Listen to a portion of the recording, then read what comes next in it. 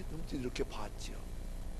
보면은 별거 뉴스 보는 사람도 있고 만화 보는 사람도 있고 뭐 별거 다 보고 성경 보는 사람도 있고 다 스마트폰은 비슷한데 그거 보는 건 다 달라요. 뭘 보지요? 자기 재밌는 거. 요즘 유튜브 틀면 얼마나 재밌는 게 많아요. 그냥 정치하면 정치, 또 경제면 경제, 건강이면 건강, 또 뭐 별로 다 있잖아요. 저도 한번 유튜브 들었더니 막 너무 재밌는 거야. 막 그러고 그거보다 보니까 시간 다 갔어. 근데 한참 개그면 또 개그 얼마나 재밌는 개그 많은지 몰라요. 우리 남자는 또 뭐 좋아해요? 막 킥복싱, 권투. 그리고 나는 할 줄 모르지만 그거 어떻게 재밌나 몰라요. 그 막 소매 땀을 쥐면서 그걸 또 봐요. 한참 그걸 봤는데 멍청해갖고 머리가 띵하고 정신이 없는 거예요. 그래서 이제 그거 끊었어요. 그쪽이 너무 귀가 열리면 어떻게 되는 거예요? 미혹이에요. 하나님의 말씀이 즐겁고 하나님의 말씀이 사모되고 하나님의 말씀의 기쁨과 새로운 힘이 생길 때 이게 진리의 영에 속하고 하나님께 속한 거예요. 1996년도 12월 17일에 일본 천황 생일날 페루 주재 일본 대사관에서 일본 천황 생일잔치가 벌어졌어요. 그 뭐 일본 대사들은 그렇게 대사관에서 그런 일 하나 봐요. 근데 페루에 그때 대통령이 일본계 후지모리 대통령이었어요. 그래서 다른 때보다 남다르게 일본 천황 생일잔치가 컸어요. 그런데 반군 단체인 아마루 혁명운동 단체 14명이 중무장과 무기를 가지고 대사관을 밀고 들어가서 인질 700명을 사로잡고 인질극을 벌인 거예요. 인질극의 내용은 이거예요. 그 혁명단체 수뇌부가 다 붙들려 가서 수감되어 있는데 인질과 혁명단체 지도부를 서로 맞교환하자는 거예요. 그러니까 페루 정부에서 그거 협상할 수 없다. 팽팽하게 인질과 그 반군 단체와 그리고 정부다가 팽팽하게 긴장이 감돌았어요. 정부에서 절대 물러나지 않는다고 하면서 협상 과정에서 4개월 걸렸는데 4개월 동안 다 풀려나고 마지막 72명이 남았어요. 근데 그 72명 구출작전을 어떻게 하냐면 헬기를 띄우고 막 기계를 틀어놓고 그래서 소음이 시끄럽게 만들어 놓고 그 틈에 4개월 동안 땅굴을 파고 들어간 거예요. 대사관 안으로. 그래서 1997년 4월 달에 구출작전을 했는데 공중에서 땅굴로 그리고 육로로 타고 들어가서 14명 모두 다 사살하고 그리고 인질은 판사 한 사람만 죽고 나머지 71명이 다 구출이 됐어요. 근데 그때 한국에 관심 있는 뉴스가 한국 대사가 거기에 들어가 있었어요. 인질에 걸려 있었어요. 이원영 대사가. 이원영 대사는 그렇게 오래 가지 않았어요. 이원영, 요 오른쪽 위에 있는 사진이 이원영 대사인데 지금은 나이가 굉장히 많으세요. 43년생이니까. 그런데 저 이원영 대사가 그때 72시간 만에 3일 조금 안 돼서 구출이 됐어요. 그 3일 동안 어디에 머물렀냐면 대사관 저 안에 침실에 5평쯤 되는데 40여 명을 콩나물처럼 밀어놓고 3일 동안 거기 있는데 물도 끊어지고 음식도 끊어지고 전기도 끊어진 상태에서 아주 죽을 고생을 한 거예요. 3일 동안. 그리고 풀려나서 이제 기자들과 인터뷰를 했죠. 그때 그런 어려운 얘기를 하면서 이분이 이런 얘기를 하는 거예요. 자기가 인질로 있는 동안에 그 반군들이 막 총소리가 나고 협박을 하고 밖에서는 정부군이 겹겹이 포위를 하고 협상 막 구출작전 이런 얘기가 들리고 계속 굴파하고 있으니까 소음이 나고 막 정신이 없는 그때 언제 죽을지 모르잖아요. 그 급박한 상황에서 이분이 이런 고백하는 거예요. 계속 입술에 성경 말씀, 하나님의 말씀을 외웠대요. 항상 기뻐하라, 쉬지 말고 기도하라, 범사에 감사하라. 항상 기뻐하라, 쉬지 말고 기도하라, 범사에 감사하라. 계속 외우다가 어떤 때는 찬송을 불러요. 언제나 주는 날 사랑하사 언제나 새 생명 주시나니 영광의 그날이 이르도록 언제나 주마. 눈만 뜨면 항상 기뻐하라, 언제나 항상 기뻐하라. 그러다가 이분이 갑자기 죽는 게 걱정이 된 거예요. 뭐가 걱정이 돼요? 지금 죽는 게 걱정인 것보다 더 중요한 걱정은 죽을 준비가 안 됐다는 거예요. 하나님 앞에 설 수가 있는 준비가 안 됐다는 거예요. 그래서 이분이 하나님 앞에 이런 기도를 하는 거예요. 하나님께 온전히 기도드렸습니다. 이건 이원영 대사의 얘기예요. 그런데 문제는 죽음에 대한 준비를 평소에 게을리했던 것입니다. 대사들은요, 그 나라 정부에서 목숨 걸고 지켜주잖아요. 대사가 당하면 국가 간에 엄청난 문제가 되니까. 그리고 나라에서 다 생활비 대주잖아요. 넉넉히 보호해 주잖아요. 아무 걱정이 없이 살았어요. 본부에 특별한 지시가 없으면 일상적인 것만 하면 되는 거예요. 주로 다니는 게 그런 파티하고 다니는 거예요. 서로 교제하면서. 평소에 죽음에 대한 준비를 게을리했습니다. 여기서 죽으면 하나님이 죄 많은 저를 받아주실지 솔직히 자유를 얻는 것보다 죽음 뒤가 더 두려웠습니다. 그래서 72시간 동안 그렇게 하다가 회개가 시작된 거예요. 하나님 앞에 그렇게 회개하면서 하나님을 그렇게 붙잡은 거예요.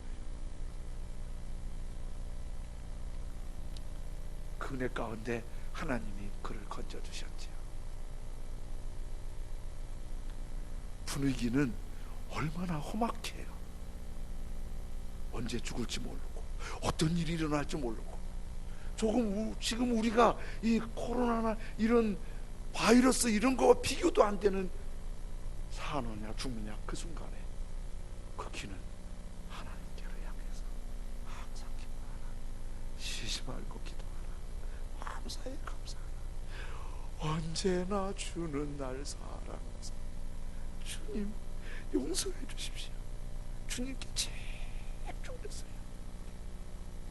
왜 그랬죠? 4장 6절 다시 이렇게 말씀하잖아요. 똑같이 읽겠습니다.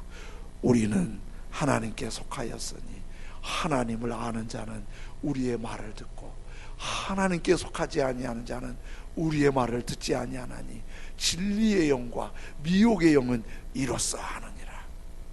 여러분, 우리가 하나님의 말씀이 즐겁고 하나님의 말씀이 사모가 되고 하나님의 말씀이 힘이 되고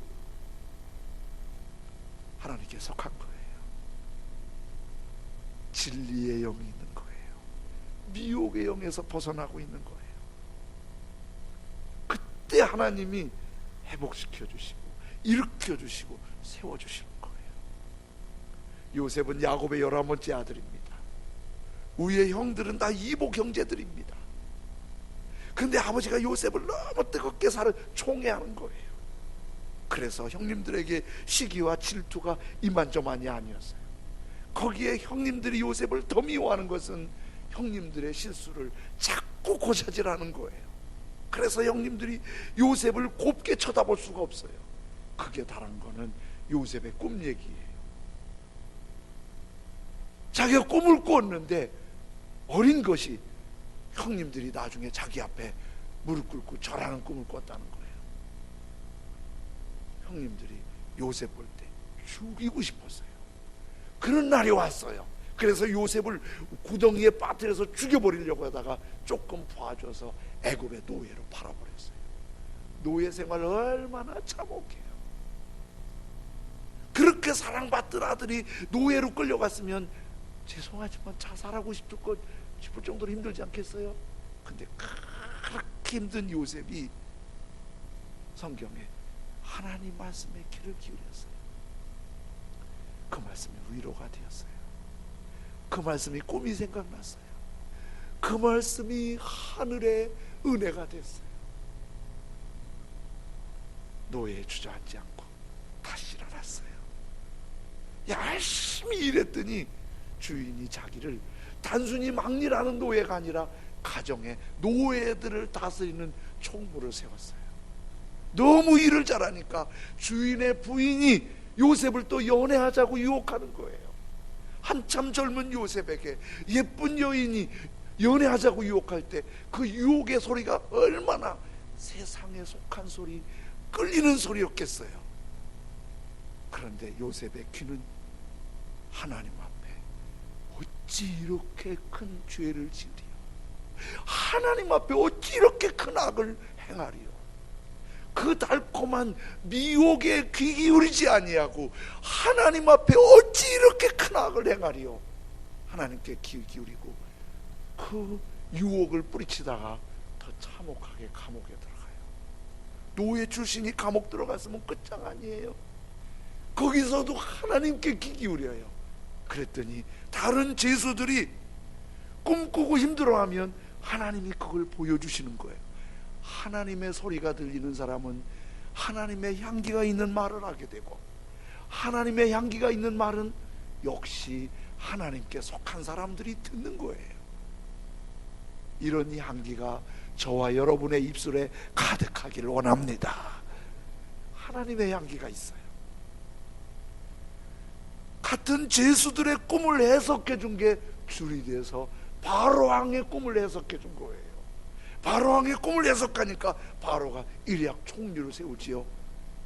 그래서 그때도 하나님께 속해서 하나님의 소리가 들리니 요셉이 바로도 살리고 애굽 사람도 살리고 자기를 죽이려 했던 형님들과 가족들 다 살리고 그렇게 보고 싶었던 아버지도 살리는, 이게 하나님의 소리를 듣는 사람이 받는 은혜예요. 하나님의 소리가 들리면 내가 살아날 줄로 믿습니다. 하나님의 소리가 들리면 힘든 일도 있을지 모르지만은 가족을 살리고 민족을 살리고 열방을 회복시키는 거룩한 은혜가 있는 거예요. 이런 은혜가 우리에게 부어지길 원합니다. 사랑 플러스 전도하잖아요. 여러분, 사람들한테 예수 그리스도의 복음을 전하는 건 뭐예요? 그들이 세상에 귀가 열려있고 하나님께 닫혀 있는데 하나님의 말씀에 귀가 좀 열리시오. 하나님의 말씀에 귀가 좀 열리시오. 이걸 어떻게 하냐고요? 이걸 어떻게 하냐고요? 이비인후과 가서 되는 게 아니고 성질 내서 되는 게 아니고 어떻게 하냐고요? 이거는 우리가 할 수 있는 일이 아니에요. 그러나 주님 의지해서 하는 거예요. 뭐로? 사랑을 더해서 기도로 하나님 열어주세요. 하나님 열어주세요. 베스트를 정하고 하나님 열어주세요. 하나님 귀가 좀 열리게 해주세요. 하나님 말씀이 들리게 해주세요. 그러면 하나님이 하시는 거예요. 정은실 선교사님이 볼리비아에서 사역하시는데 이름이 꼭 여자 이름 같잖아요. 저 사진을 올리면 양쪽 두 여자 중에 누군가 생각하는데 아니고 저 오른쪽에서 두 번째 파란 잠바 입은 분이 정은실 선교사님이세요. 볼리비아에서 27년 이상 지금도 사역하시는 걸로 알고 있는데 지금도 연세가 많은데, 볼리비아가 보니까 거기는 아주 캐톨릭 국가인데 기독교의 복음화를 위해서 중요한 건 일꾼을 길러야겠다. 그래서 신학대학을 세워서 목사님들을 좀 길러내려고 했더니 그 나라 정부는 그 당시에 단과대학은 안 된다는 거예요. 종합대학만 되지.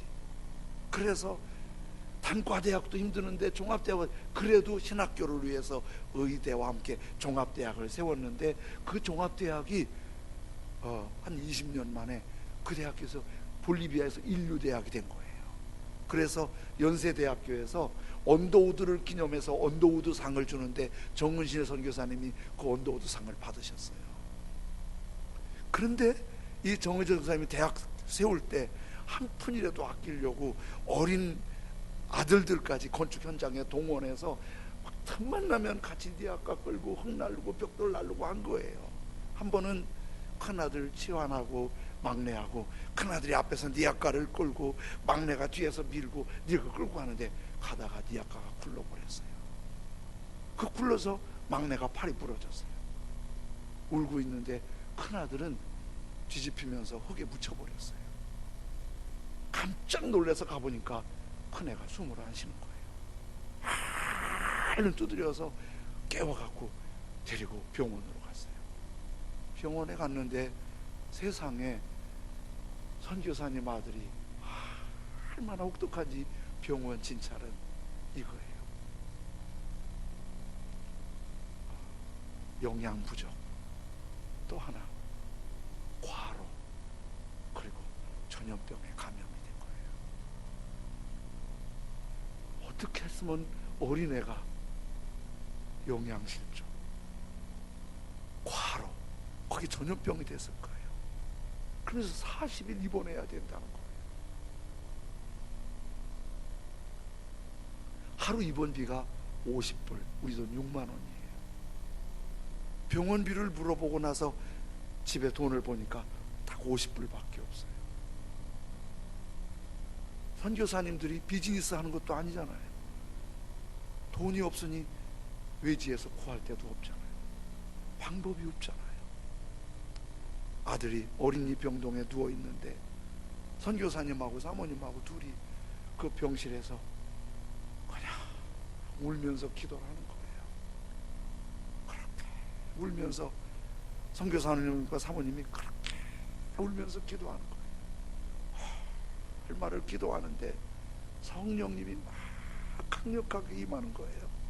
그래서 성령님의 임재 가운데 막 기도하는데 마치 자석이 쇠붙이를 향해 딸려가듯이 주님께서 선교사님 손을 막 끌고 가더래요. 아들한테 얹으라고. 그래서 끌려가도 손이 끌려간 거예요. 그래서 울부짖으면서 하나님 앞에 그렇게 기도했어요.